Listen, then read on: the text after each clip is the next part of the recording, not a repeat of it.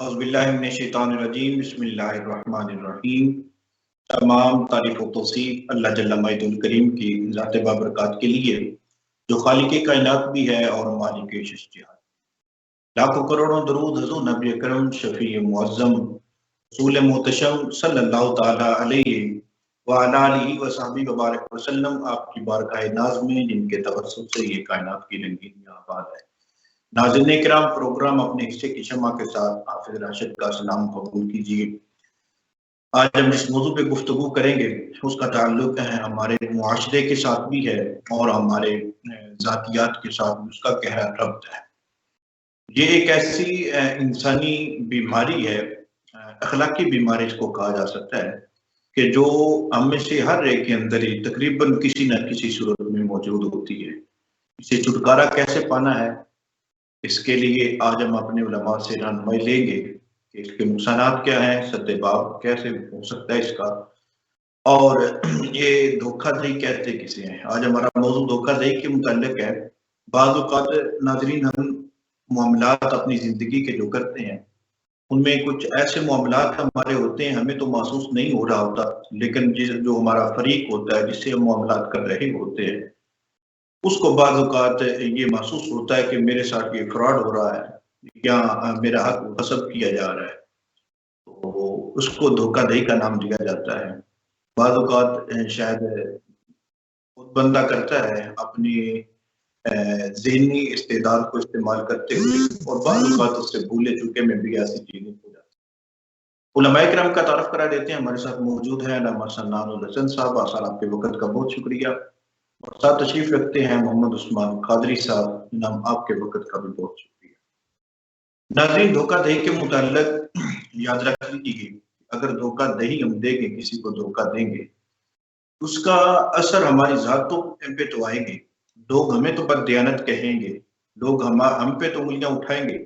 لیکن آخرت بھی سے ہماری برباد ہوگی۔ ایسا نہیں ہے کہ لوگوں کی نظروں میں صرف ہم گریں گے، بلکہ بروز محشر بھی ہمیں اس کا جواب دہ ہونا پڑے گا۔ اس لیے اس کے بہت سارے نقصانات ہیں اور اس کی حقیقت کو جاننے کی کوشش کرتے ہیں۔ علامہ سنان صاحب، آپ کی طرف بڑھتے ہیں، آپ ارشاد فرمائیں کہ دھوکہ دہی ہے کیا، اس کی وضاحت فرما دیجیے، کیونکہ ہم دیکھنے میں آتا ہے کہ ہم معاملات تو کرتے ہیں لیکن بعض اوقات محسوس نہیں ہو پاتا کہ ہم کسی سے دھوکہ کر رہے ہیں۔ تو آپ اس کی تعریف فرما دیں اور اس کو واضح فرما دیں تاکہ ہمیں علم ہو سکے، ناظرین کو علم ہو سکے کہ دھوکہ اصل میں کہتے کسی ہیں۔ بسم اللہ الرحمن الرحیم۔ تمام تعریفوں اور عبادتوں کے لائق ذات باری تعالی، انگنت درود و سلام سید عالم صلی اللہ علیہ وآلہ وسلم کی ذات اقدس پر بہت مشکور ہوں حافظ راشد حسین صاحب کہ آپ نے اتنے اچھے اور اہم موضوع کے ساتھ اپنے پروگرام میں شریک ہونے کی دعوت دی۔ جس طرح آپ کا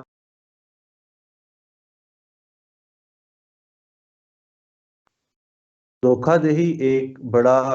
جامع لفظ ہے، اس کے معنی کے اندر بڑی وسعت پائی جاتی ہے، اور اگر جس طرح آپ نے اس کی طرف اشارہ کیا کہ ہم اس کی تعریف جانیں، اس کی تعریف شارٹلی اگر میں آپ کے سامنے رکھوں تو یوں ہوگی کہ دھوکہ دہی ایک وسیع قانونی اصطلاح ہے جو بے ایمانی کے کاموں کی طرف اشارہ کرتی ہے۔ یعنی دھوکہ دہی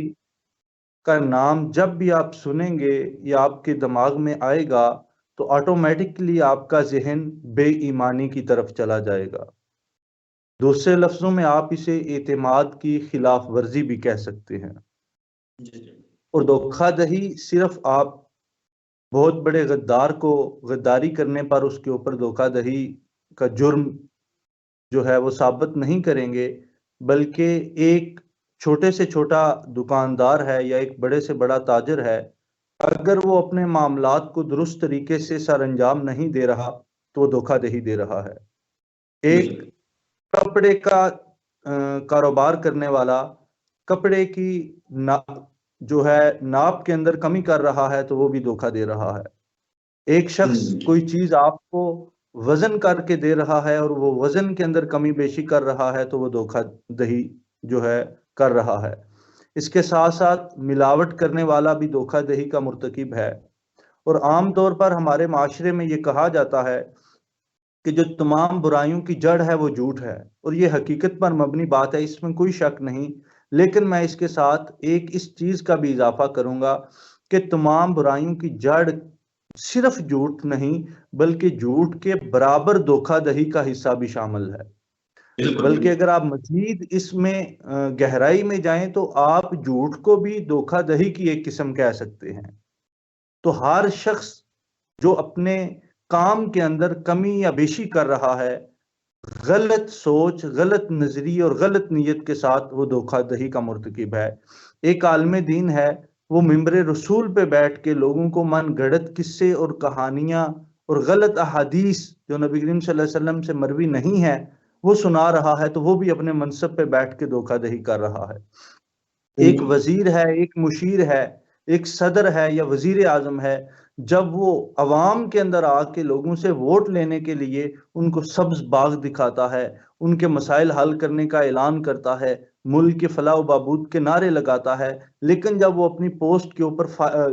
بیٹھ جاتا ہے، اپنی سیٹ کے اوپر بیٹھتا ہے، جب اسے وہ عہدہ ملتا ہے، تو اگر وہ اپنے کیے ہوئے وعدے بھی لوگوں کے ساتھ پورے نہیں کرتا یا وہ ملک کے ساتھ وفاداری کرتے ہوئے ملک کی فلاح و بہبود کے کام نہیں صحیح طریقے سے کرتا، تو وہ بھی اپنے منصب پہ بیٹھ کے دھوکہ دہی کر رہا ہے، اپنے ملک کے ساتھ بھی کر رہا ہے اور اپنے ملک کی عوام کے ساتھ بھی کر رہا ہے۔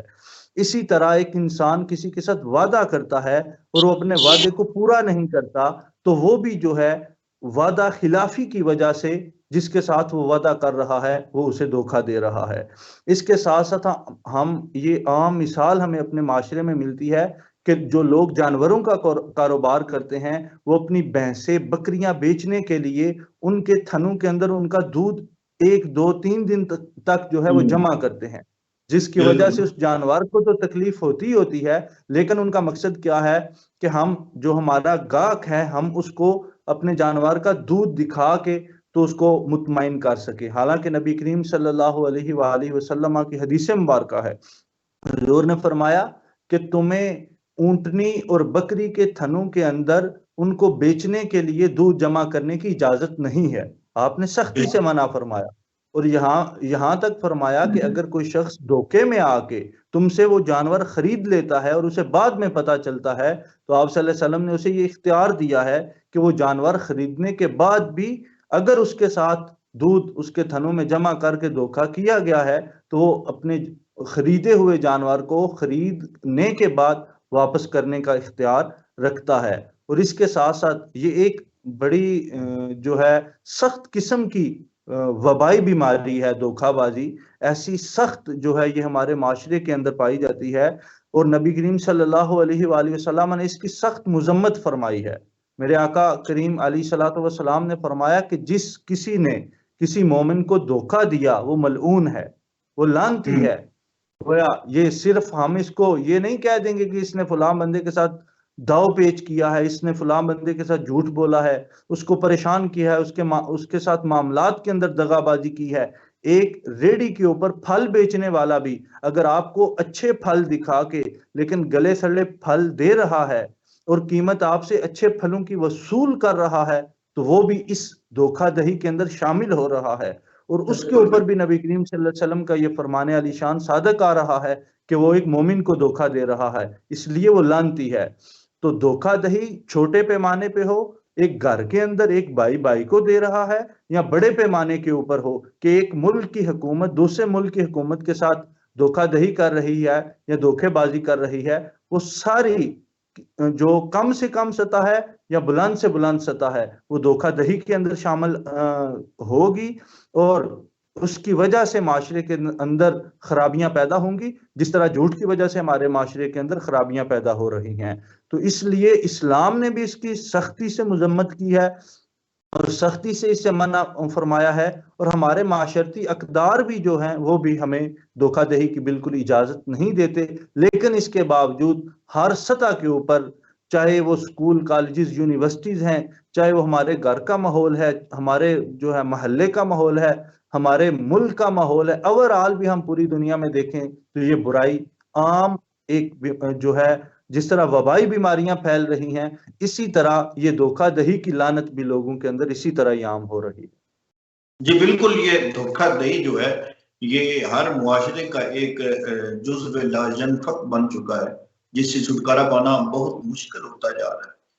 ماشاء اللہ ناظرین، اچھے لوگ بھی ہوتے ہیں، ایسا نہیں ہے کہ سارے لوگ ہی ایسے ہیں۔ اچھے لوگ بھی ہوتے ہیں جو دھوکہ دہی سے کام نہیں لیتے، اپنے اصل مال کو صحیح طریقے سے اس کے عیب اور نقائص جو ہے وہ بیان کرتے ہیں اور پھر جا کر گاہک کو بیچتے ہیں۔ اس سے یعنی کہ جو علامہ سنان الحسن صاحب نے بیان کیا، اس کا مقصد یہ ہے کہ اگر ہم کسی کے حقوق کو غصب کرتے ہیں،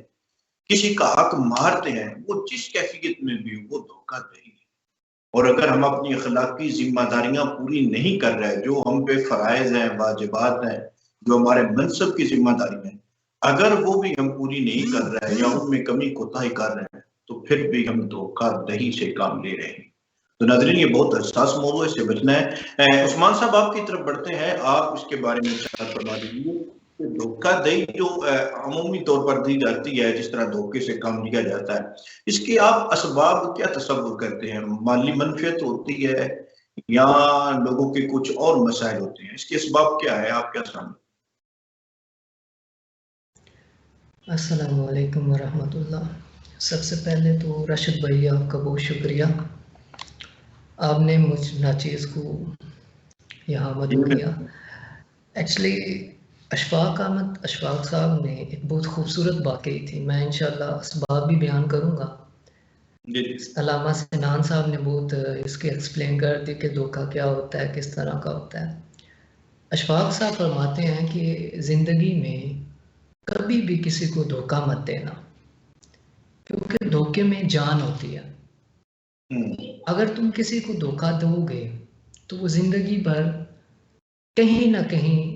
تمہاری ذات کے ساتھ آ کر واپس لگے گا، کیونکہ دھوکے میں ایک جان ہے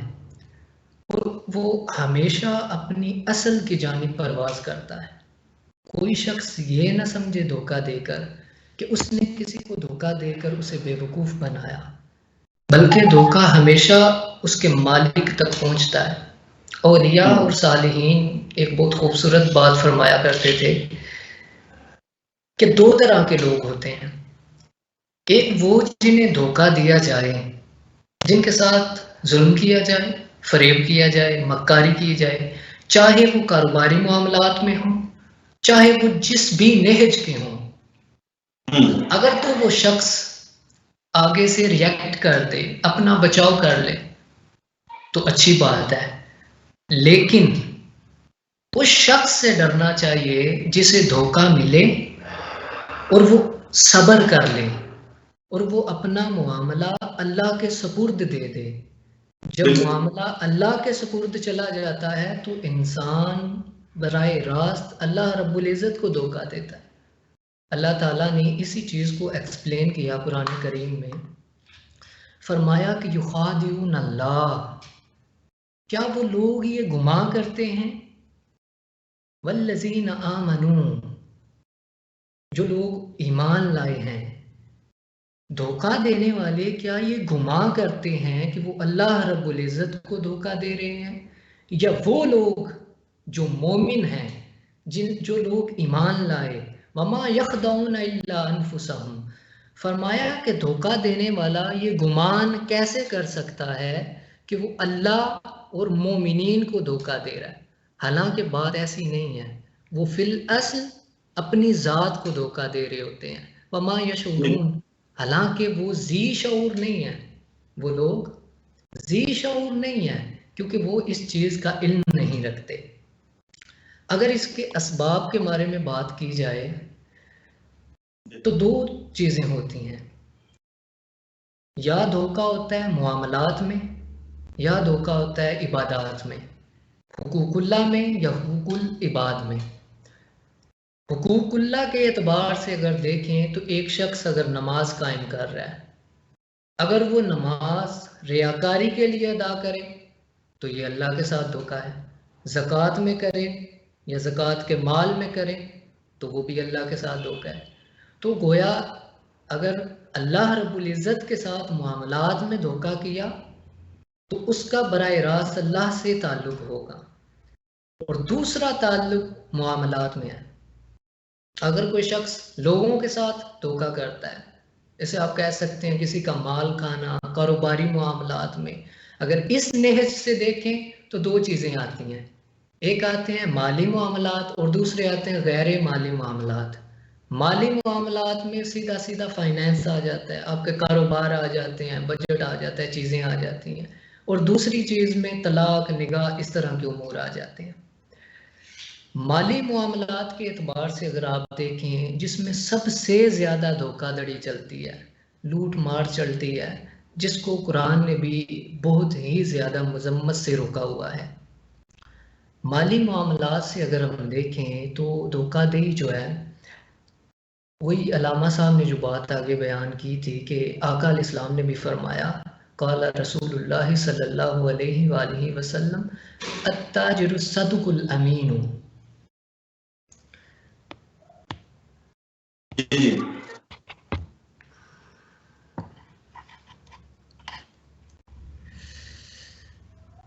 آقا علیہ السلام نے بھی فرمایا کہ التاجر الصدق الامین مان نبیین والصدیقین والشہداء،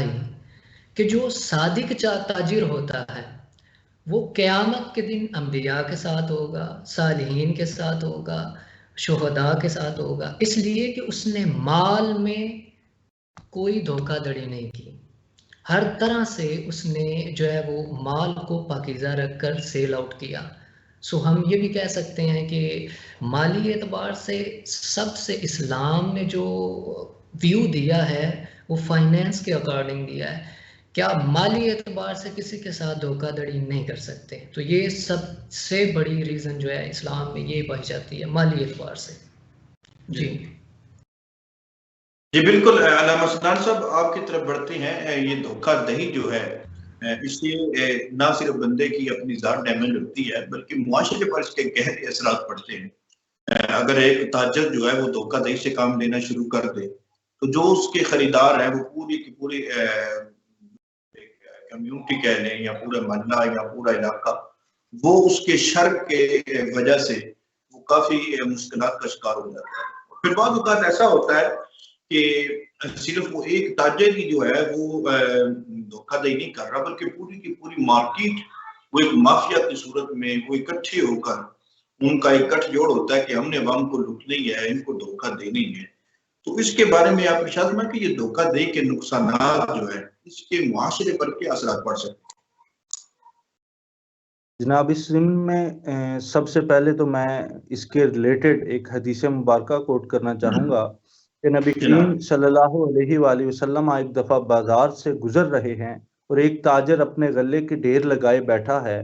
تو نبی کریم علیہ الصلوۃ والسلام نے ایک جنس کے اندر اپنا ہاتھ ڈالا اور ہاتھ جب اس جنس کے اندر نیچے گیا تو نبی کریم صلی اللہ علیہ وآلہ وسلم کے ہاتھ نے تری محسوس کی. اس غلے کے نیچے جو نیچے جنس تھی وہ گیلی تھی. تو نبی کریم صلی اللہ علیہ وآلہ وسلم نے اپنا بازو ہاتھ مبارک باہر نکالا اور اس تاجر سے پوچھا یہ کیا ہے؟ کہ اوپر جو غلہ ہے جنس ہے وہ خشک ہے اور جو نیچے ہے جو نظر نہیں آ رہی وہ گیلی ہے. تو اس نے کہا کہ اس کے اوپر بارش کا پانی اترا ہے اور یہ بارش کے پانی کی وجہ سے غلہ اور یہ جنس ہے یہ گیلی ہو گئی ہے. تو نبی کریم صلی اللہ علیہ وآلہ وسلم نے فرمایا کہ تو پھر اس کو ظاہر کر، اس کے گیلے حصے کو بھی ظاہر کر تاکہ دیکھنے والے کو پتا چلے کہ یہ جو جنس کا ڈھیر لگا ہوا ہے یہ خشک نہیں ہے بلکہ گیلا ہے. اور اس کے ساتھ جو اہم بات ہے وہ نبی کریم صلی اللہ علیہ وآلہ وسلم نے فرمایا من غشا فلیس منا. آپ نے نقصانات کی بات کی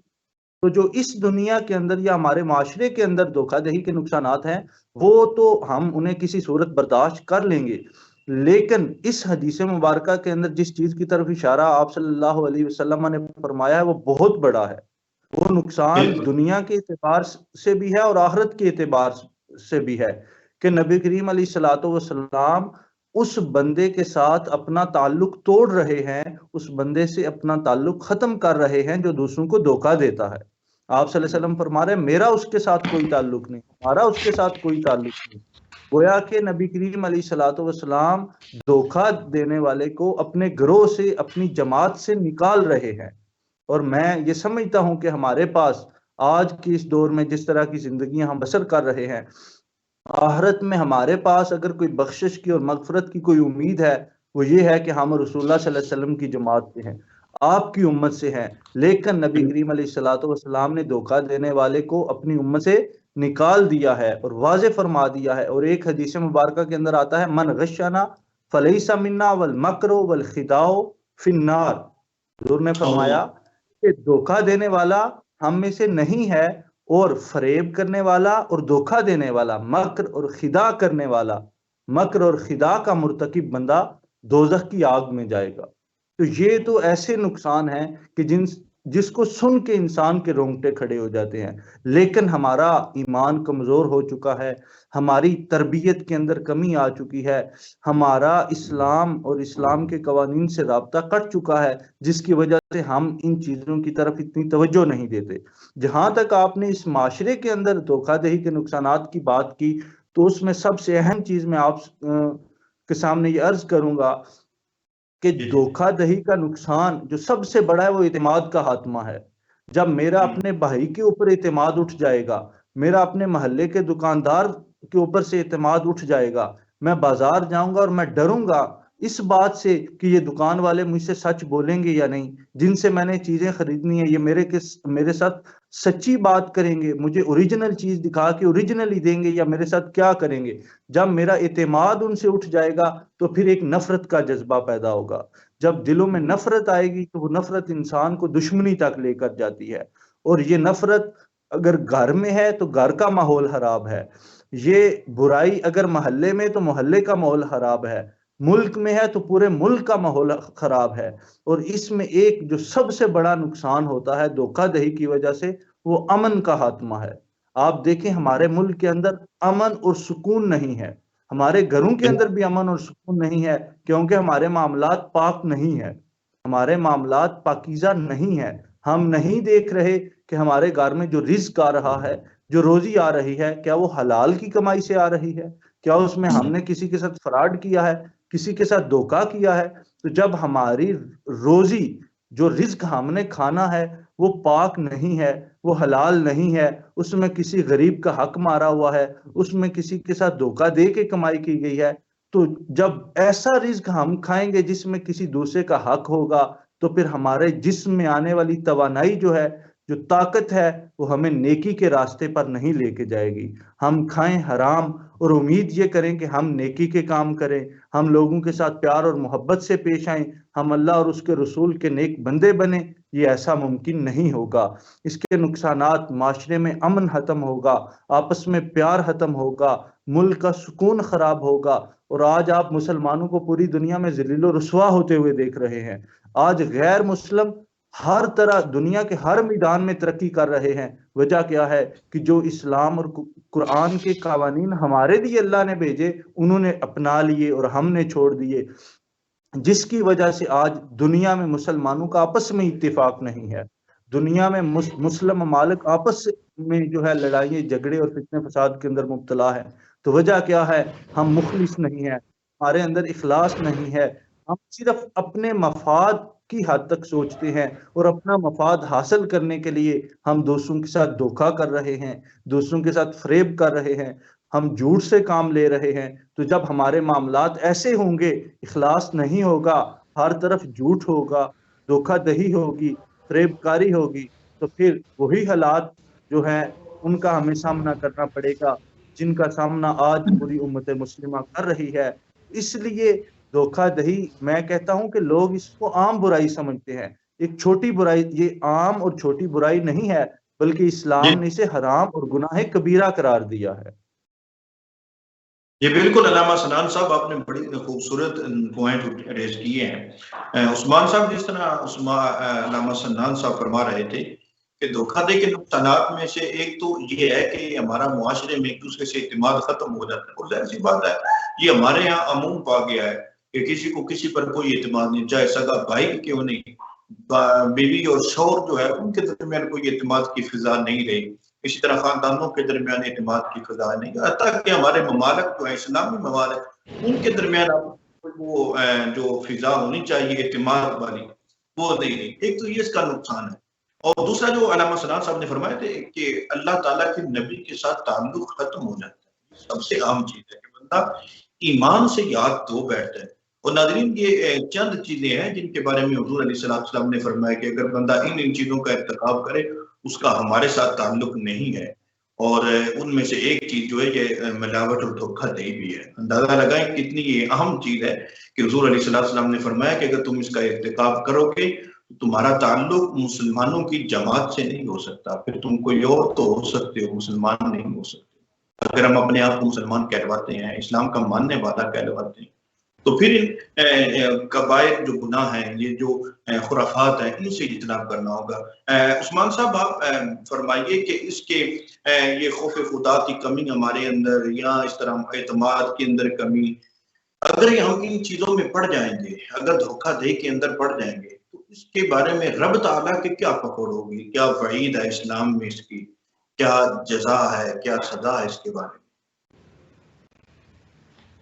جی آپ نے اچھا سوال کیا۔ اللہ رب العزت قرآن مجید میں ارشاد فرماتا ہے کہ یا ایھا الذین آمنوا لا تأکلوا اموالکم بینکم بالباطل، بالکل کہ اے ایمان والو کہ اپنے مال زر روزانہ کے جو ایکسپینسز ہیں کبھی بھی رانگ طریقے سے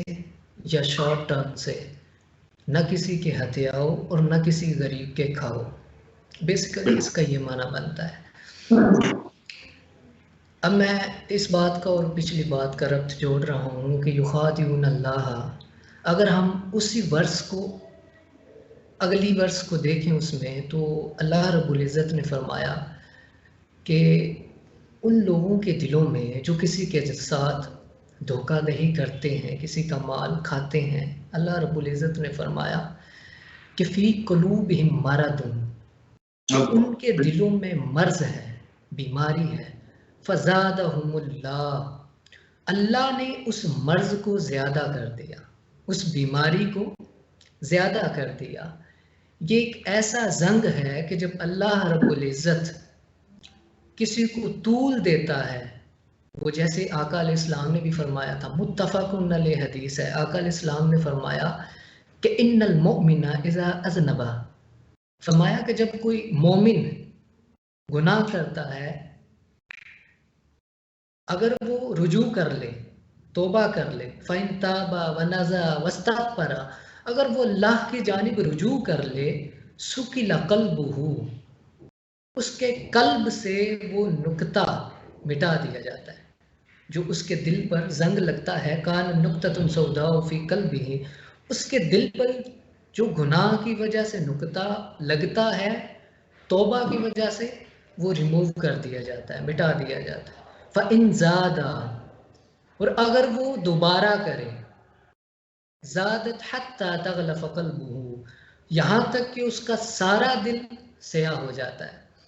اسی طرح اگر آپ یہاں دیکھیں، اللہ رب العزت نے فرمایا کہ ان کے دلوں میں ایک بیماری ہے، فزادہم اللہ، اللہ نے اس بیماری کو زیادہ کر دیا۔ جب وہ دھوکہ دڑی کرتے ہیں تو اللہ نے فرمایا فزادہم اللہ، اللہ نے اسے زیادہ کر دیا، وَلَهُمْ عَذَابٌ عَلِيمٌ،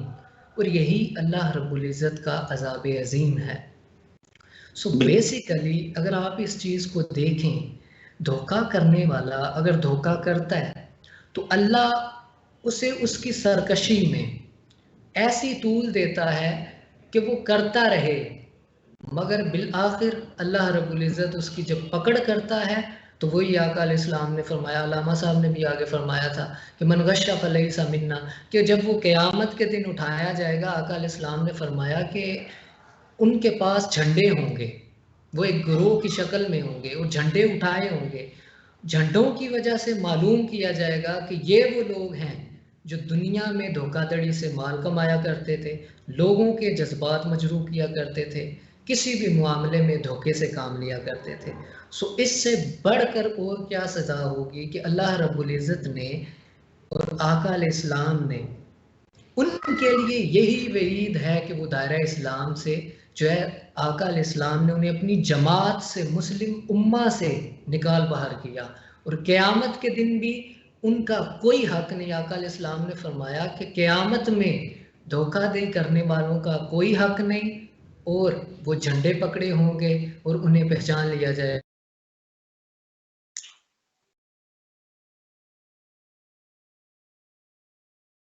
جی بالکل، علامہ عثمان صاحب آپ بڑا خوبصورتی کے ساتھ چیزیں بیان کر رہے تھے کہ جو دھوکہ دہی سے کام لینے والا ہے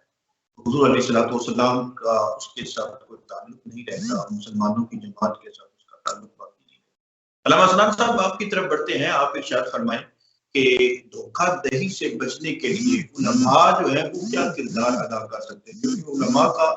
ایک اپنا اہم کردار ہے معاشرے کے اندر، اگرچہ اس پر بھی سوالات ہیں لیکن علماء بالخصوص کچھ نہ کچھ ان کی عوام سنتی ہی ہے، تو علماء اس کو دھوکہ دہی کی روک تھام کے لیے کیا اقدامات کریں جو مؤثر ہو سکے؟ جی جناب، میں تو سمجھتا ہوں کہ یہ ذمہ داری صرف علماء کی نہیں ہے، اور نہ ہی صرف جو ہے علماء کے ہی کردار سے اس بیماری سے بچا جا سکتا ہے، بلکہ یہ تو جس طرح آپ کا پروگرام اپنے حصے کی شمع،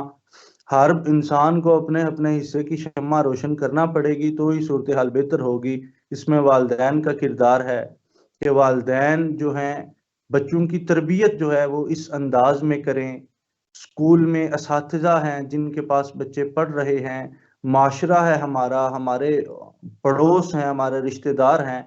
یہ سب لوگ کردار ادا کریں گے تو پھر جا کر کچھ بہتری کی صورتحال نظر آئے گی۔ لیکن آپ نے سوال جو ہے صرف علماء کے متعلق کیا ہے، تو میں یہ سمجھتا ہوں کہ اس کی سب سے بڑی جو وجہ ہے وہ یہ ہے کہ لوگ قرآن و حدیث سے دور جا چکے ہیں۔ ہم نے قرآن و حدیث کو پس پشت ڈال کے تو اپنی زندگیوں کے لیے اپنی بہتری کے راستے ہم خود نکال رہے ہیں، جبکہ ہم بہتری کی طرف نہیں جا رہے بلکہ ہم گمراہی کی طرف جا رہے ہیں۔ تو سب سے پہلے جو اس چیز میں بیسک ہے وہ یہ ہے کہ ہمیں جو علماء ہیں ان کو چاہیے کہ وہ لوگوں کو قرآن اور حدیث کی طرف واپس لائیں۔ جو معاشرے کا عوام کا تعلق قرآن و حدیث اور اسلامی تعلیمات سے ٹوٹ چکا ہے وہ اس کو جوڑنے میں کردار ادا کریں۔ ویسے تو یہ ہر بندے کا کام ہے، اللہ تعالیٰ نے قرآن مجید میں جیسے فرما دیا کہ کنتم خیر امۃ اخرجت للناس تامرون بالمعروف وتنہون عن المنکر، اس کے تحت یہ تو ڈیوٹی انبیاء والی ہے اور یہ پوری امت کے ذمہ ہے، لیکن جو امت میں پڑھے لکھے لوگ ہیں جن کے پاس علم کی دولت ہے اور ان میں جو ہے مزید جو علماء دین کا علم رکھنے والے ہیں ان کی یہ ذمہ داری زیادہ ہے۔ تو میں اس ضمن میں یہ سمجھتا ہوں کہ جو علماء جن کا تعلق صرف مسجدوں کی حد تک ہے، جو بچوں کو قرآن پاک کی تعلیم مسجد میں دے رہے ہیں، ان قراء حضرات، ان علماء کو یہ چاہیے کہ وہ قرآن پاک کے ناظرہ یا تجوید کے ساتھ ساتھ بچوں کی اخلاقی تربیت کے اوپر بھی توجہ دے۔ وہ علماء جو خطابات کر رہے ہیں، جو محافل میں لوگوں کو وعظ و نصیحت کر رہے ہیں، جو جمعے کی ڈیوٹی سر انجام دے رہے ہیں، اور اس کے علاوہ عوام جن خطباء اور علماء کو سنتی ہے، ان علماء کو چاہیے کہ ہم صرف جو عوام ہے اس کو جنت کے ٹکٹ فراہم نہ کریں بلکہ ہم ان کی اصلاحی تربیت بھی کریں۔ ہم اپنے جو ہے گفتگو کے لیے ایسے موضوعات کا انتخاب کریں جس کا اثر ہمارے معاشرے کے اوپر پڑتا ہے۔ ان میں اخلاقیات ہے جو سب سے زیادہ اہم چیز ہے۔ علماء کو چاہیے کہ اخلاقیات کے موضوع کو اپنائیں اور معاشرے کے اندر لوگوں کی اخلاقی تربیت کرنے کے اوپر توجہ دیں۔ اس کے علاوہ وہ علماء جن کے پاس بڑا پلیٹ فارم موجود ہے، جن کا تعلق میڈیا کے ساتھ ہے، چاہے وہ اخبارات کے اندر تحریر لکھ کر، کالم آرٹیکلز لکھ کر وہ اسلام کی خدمت کر رہے ہیں، ان کو بھی چاہیے، اور اخبارات پڑھنے والے لوگ جو ہوتے ہیں وہ بھی صاحب علم ہوتے ہیں تقریباً۔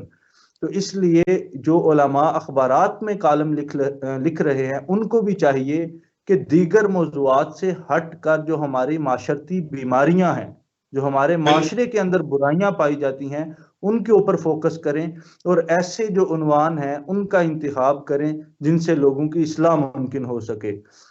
اس کے ساتھ ساتھ جو یہ برائیاں ہیں، یہ جو وبائیں ہیں، ان کے لیے قرآن اور احادیث کے اندر جو وعیدیں اللہ رب العزت اور پیارے نبی صلی اللہ علیہ وآلہ وسلم نے بیان فرمائی ہیں ان کو بھی لوگوں کے سامنے بیان کیا جائے، تاکہ لوگوں کو آخرت کے اندر سزا اور جزا کی وجہ سے ان کے اندر خوف پیدا ہو۔ اور اس کے ساتھ ساتھ ہم ان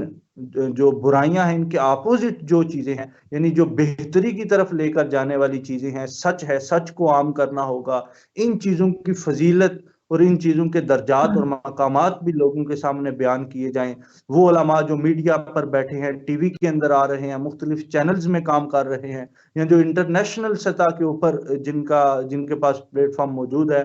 ان کو بھی چاہیے کہ وہ اپنے بیانات اور اپنے پروگراموں کے موضوعات ایسے رکھیں۔ جو بڑے بڑے مذہبی اسکالر کو بلاتے ہیں اپنے پروگرامز کے اندر، ان کو بھی چاہیے کہ ایسے عنوانات کا انتخاب کیا جائے جن کا تعلق ہمارے معاشرے کے ہر چھوٹے فرد سے بھی ہوتا ہے اور ہر معاشرے کے ہر بڑے فرد کے ساتھ بھی ہوتا ہے، جس کا واسطہ ہمارے معاملات کے اندر بھی ہے، ہماری عبادات کے اندر بھی ہے، ہماری اخلاقیات کے اندر بھی ہے۔ جب ہم ان چیزوں کو عام کریں گے اور ان چیزوں کا رواج معاشرے کے اندر دیں گے تو پھر انشاءاللہ یہ میں امید واسق رکھتا ہوں کہ جب علماء اپنا مثبت کردار ادا کریں گے،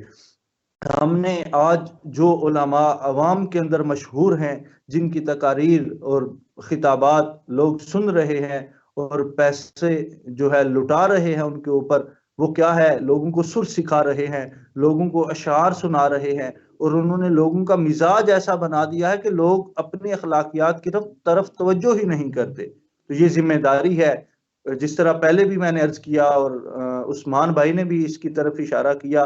کہ جو اپنے منصب سے غداری کرے گا وہ دھوکہ دینے والا ہے، اور دھوکہ دینے والے کے لیے وعید بڑی سخت ہے۔ جس طرح انہوں نے یہ بھی حدیث مبارکہ بیان کی کہ قیامت کے دن دھوکہ دینے والے کے ہاتھ میں جھنڈا ہوگا، تو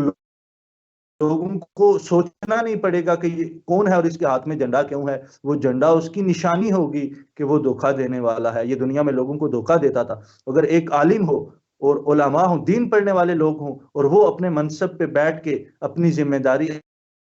ادا نہیں کریں گے تو دین کے اندر لوگوں کے ساتھ دھوکہ دہی کر رہے ہیں، اور اس کی سزا بہت سخت ہوگی۔ قرآن اور حدیث کی روشنی میں ہر چیز واضح ہے، اس لیے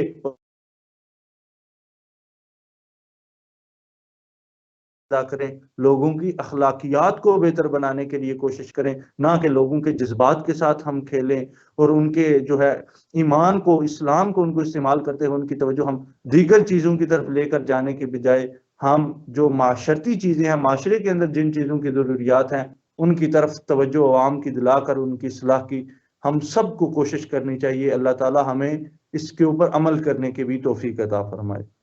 یہ ماشاءاللہ سنان صاحب آپ نے بڑا خوبصورت پیغام دیا علماء کے لیے کہ علماء کو وہ جس طرح آپ نے فرمایا کہ جنت کے ٹکٹ ہی تقسیم نہیں کرنے، عوام کو اخلاقیات بھی سکھانی ہے، اور یہ علماء کی ذمہ داری ہے۔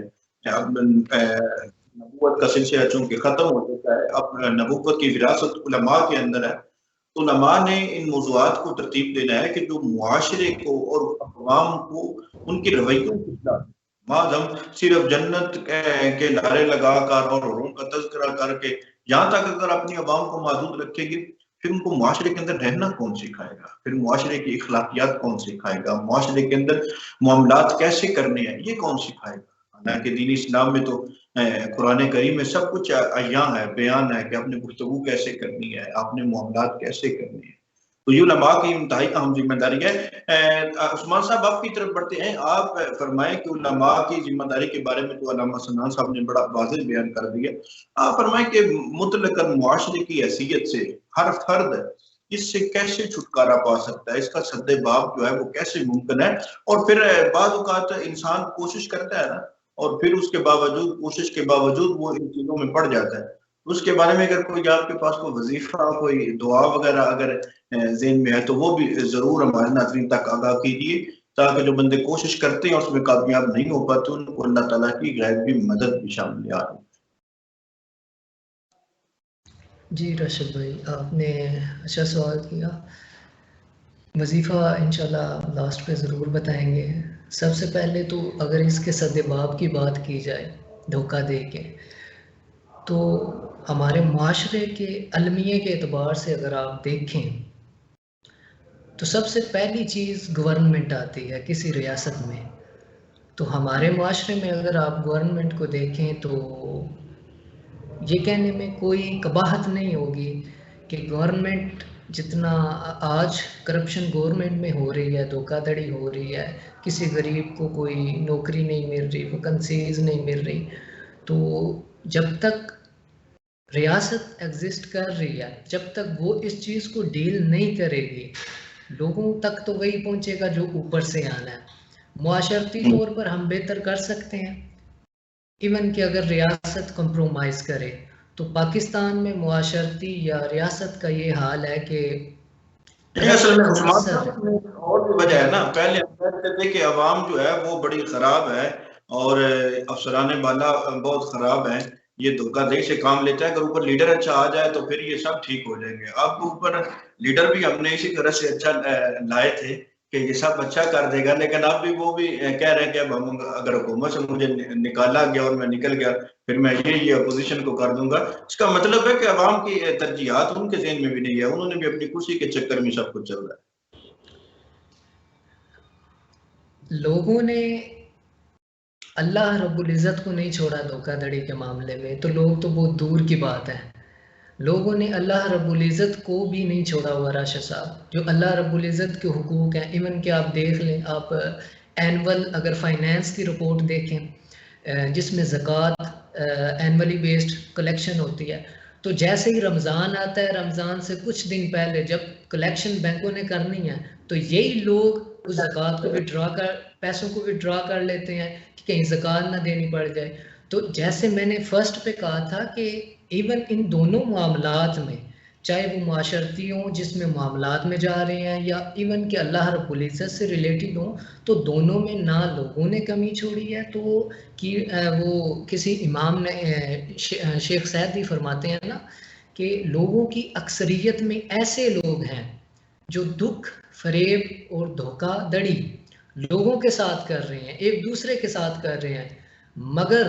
رحمت کے طلبگار اللہ رب العزت کی ذات سے ہیں، اللہ رب العزت سے رحمت کے طلبگار ہیں۔ وہ کسی نے کیا خوب کہا تھا کہ حج بھی کیتی جاندے ہو، لو بھی پیتی جاندے ہو، تے کھا کے مال یتیماں دا بھج مسیتی جاندے ہو، چھری پھیری نہ نفساں تے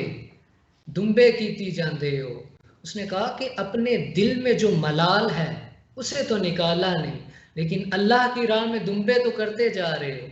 مگر خدا کا وہ فرمان کیوں بھول جاتے ہو کہ وہ کہتا ہے کہ ان اللہ لا ينظر الى اجسادکم ولا الى صورکم ولکن ينظر الى قلوبکم۔ اسے نہ تمہارا گوشت پہنچتا ہے، نہ تمہارے کپڑوں سے غرض، نہ تمہارے خونوں سے غرض، نہ قربانی سے غرض، وہ صرف تمہاری نیت کو دیکھتا ہے۔ تو ہم نے نہ نیت اچھی رکھی ہوئی ہے، نہ اس معاملات میں دیکھ لیں، اور پھر فرماتے ہیں کہ جب یتیم کا مال کھا لیا، جب سارے کام کر لیے، تو اللہ رب العزت کے در پر چلے گئے حاضری لگوانے کہ کعبے کا چکر لگائیں۔ وہ کسی نے کیا خوب کہا تھا کہ کعبے کس منہ سے جاتے ہو غافل، شرم مگر تم کو نہیں آتی۔ تو یہی بات ہے، سب سے پہلے اپنی ذات کو بدلنا چاہیے، پھر معاشرتی سطح پر بدلاؤ آئے گا۔ تو اسی طرح ہی فردن انڈیویجول طور پہ ہم اگر ایفرٹ کریں تھوڑی تھوڑی کر کے، پہلے اپنی ذات کو بدلیں، پھر اپنے گھر والوں کو بدلیں، تو اسی طرح as a community we can change this. تو ہم اس چیز کو چینج کر سکتے ہیں، ہم جتنا ہو سکے ہم اس میں حصہ ڈال سکتے ہیں بذریعہ امر بالمعروف و نہی عن المنکر۔ تو اگر ہم دعا یا وظیفہ اس کے بارے میں جی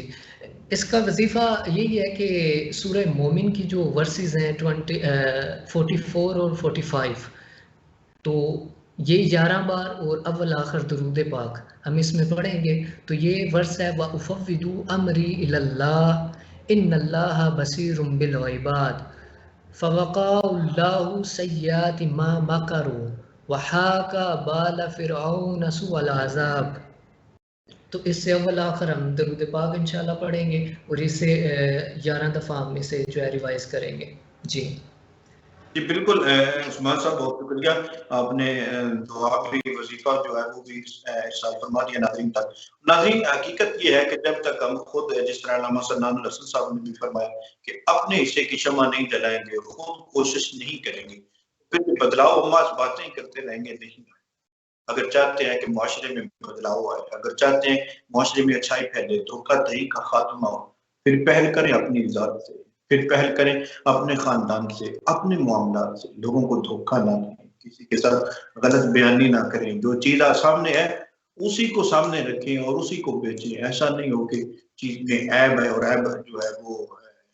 بتائے بغیر آپ چیزیں سے لوگ کر دیں. اور پھر میں یہاں یہ بھی عرض کرنا چاہوں گا کہ آج سوشل میڈیا کا چونکہ دور ہے اور آن لائن چیزیں کافی جو ہے وہ خریدی اور بیچی جاتی ہیں، اس میں بہت زیادہ دھوکہ دہی سے کام لیا جاتا ہے. جو پروڈکٹ سوشل میڈیا پر دکھائی جاتی ہے وہ بیچی نہیں جاتی، جو بیچی جاتی ہے وہ دکھائی نہیں جاتی.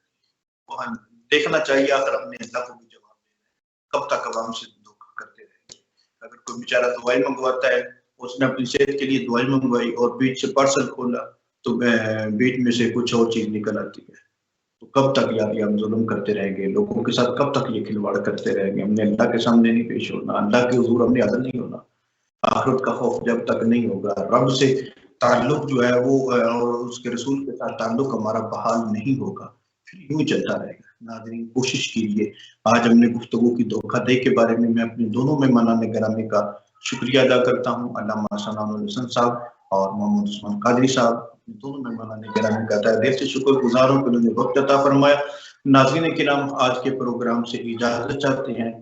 انشاءاللہ تعالیٰ کل آپ سے پھر ملاقات ہوگی. تب تک کے لیے